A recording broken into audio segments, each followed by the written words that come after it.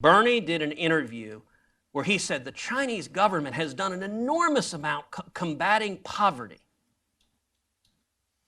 Look, I will confess, as someone whose family's been imprisoned and tortured by communists, my first three reactions to those comments were not repeatable in polite company.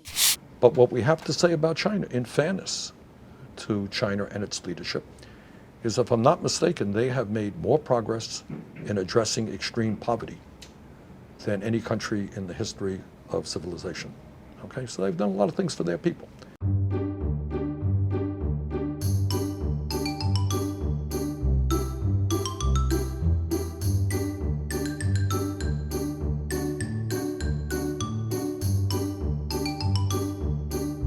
You go back and look at John F. Kennedy, who got elected in significant part on being willing to stand up to communism.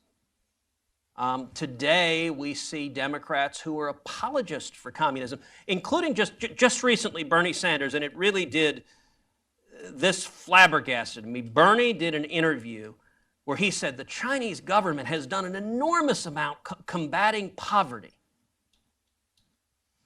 Look, I will confess, as someone whose family's been imprisoned and tortured by communists, my first three reactions to those comments were not repeatable in polite company.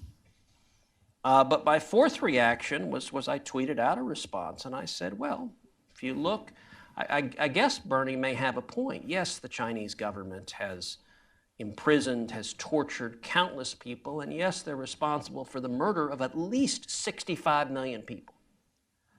But I guess it's right, if you're dead, you're not poor anymore. I mean, what kind of apologist sanctions repressive, dictatorial communist regimes? And that is today's Democratic Party. I wish someone on the Democratic side would emerge with a willingness to stand up and defend U.S. national security interests. That is an almost non-existent. That's almost a null set.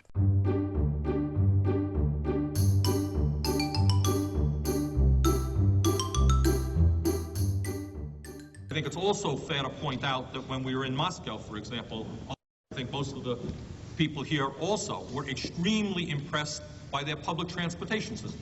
The stations themselves were absolutely beautiful, including many works of art, chandeliers that were beautiful. It was a very, very effective system.